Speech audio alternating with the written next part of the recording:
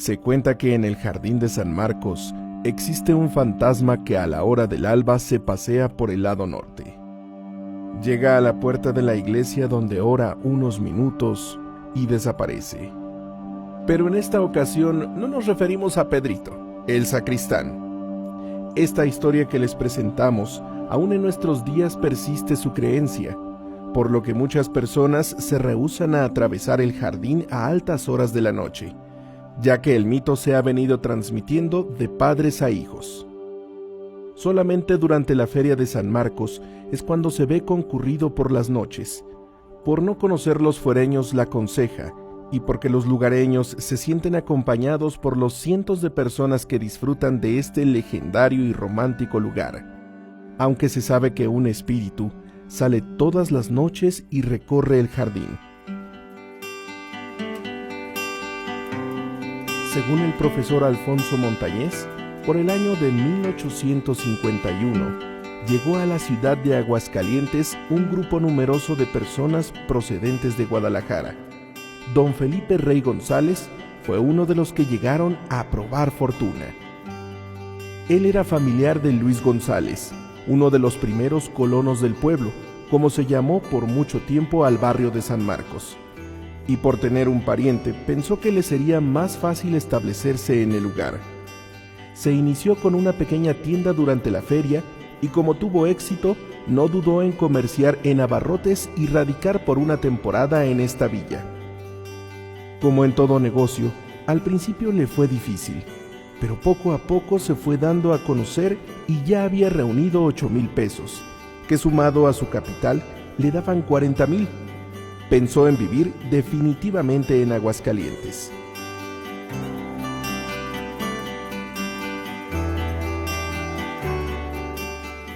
En la calle de Flora, al lado norte del jardín, construyó su casa, la que por muchísimos años ocuparon los descendientes del señor González. Dice la leyenda que también en el siglo antepasado había amigos de lo ajeno, y que don Felipe González, temeroso de que alguien le fuera a robar su capital, pensó que en su casa no estaría seguro su tesoro. Varias noches no durmió pensando en dónde guardaría su dinero.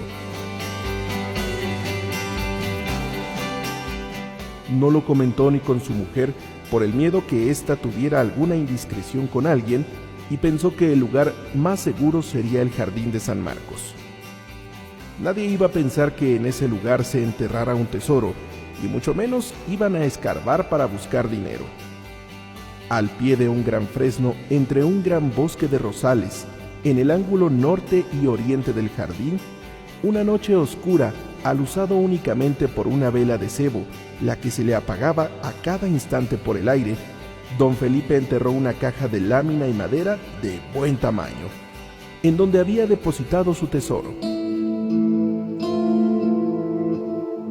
El señor González, que aún tenía su negocio, con frecuencia pasaba frente a su entierro, invitaba a sus amistades a tomar el fresco en el jardín y se sentaba en la balaustrada frente a su caudal de dinero enterrado. Invitaba a sus amigos a charlas, a jugar albures, haciendo apuestas fabulosas, o de perdida a entretenerse con la matatena. Así pasó algún tiempo. Un día, un grupo de amigos de don Felipe comenzaron a jugar albures. Todo era alegría y entusiasmo, pero según el relato, alguien hizo trampa. Hubo insultos, gritos, y de pronto salieron a relucir las pistolas. Y sin más se escucharon varios tiros. La gente se disipó despavorida. A un hombre que corría por la esquina de Flora y Rivera le alcanzó un tiro que lo dejó instantáneamente muerto. 2 más fueron heridos gravemente. Don Felipe Rey González palideció ante aquel zafarrancho y no supo qué hacer. Aterrado volteaba a ver su tesoro e inmóvil permaneció un rato en ese lugar hasta que llegó la policía. Y sin más se lo llevaron preso hasta que se aclarara aquel pleito donde había un muerto y 2 heridos. Durante algún tiempo, don Felipe estuvo preso. Una de sus más grandes preocupaciones era el entierro que tenía en el jardín de San Marcos, del que nadie estaba enterado. Aquello lo hizo enfermarse gravemente.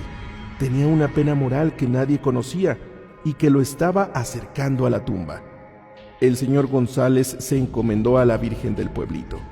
Le ofreció parte de su tesoro, así como una misa solemne de 3 padres, orquesta y cohetes, si salía de aquel tormento y continuaba con su vida normal, ya que él no había sido culpable del pleito entre sus amigos, y al poco tiempo quedó libre. Antes de llegar a casa, pidió bajarse en el jardín de San Marcos. Caminó por el lado norte hasta llegar a su rosal consentido, en donde estaba enterrado su tesoro, para después disponerse a llegar a su casa, en donde le esperaba una fiesta que le habían organizado sus amigos.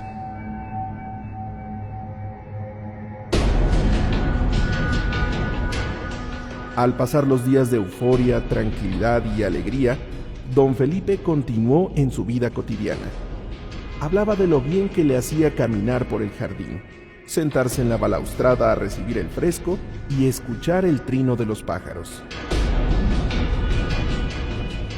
Pasado algún tiempo, el señor González volvió a estar muy enfermo. No levantaba la cabeza. Lo único que lo hacía revivir era dar una vuelta por el jardín, lo que pedía mañana y tarde. Pero llegó el día en que el pobre hombre no podía caminar. Había perdido el aliento hasta para hablar, y así se le fue apagando la vida. Antes de morir, quiso hablar con su mujer, pero ya no pudo. Le señalaba el jardín, el templo, pero nadie entendió lo que era su última voluntad. El ofrecimiento que le había hecho a la Virgen del pueblito nunca lo cumplió, y con ese remordimiento se fue a la tumba. Hasta la fecha no se sabe si alguien encontró su tesoro o todavía está sepultado en ese lugar, pero sí que después de su muerte, los vecinos aseguraban que se aparecía todos los días a la misma hora en el jardín de San Marcos, que se le veía caminando por el lado norte, llegaba a la puerta de la iglesia de San Marcos y desaparecía. Así nació la consejera del fantasma del jardín, de la que todavía se habla, siendo en nuestros días una interesante leyenda. Producción Aguascalientes en la Hora Nacional. Radio y Televisión de Aguascalientes. Locución Oswaldo Rodríguez.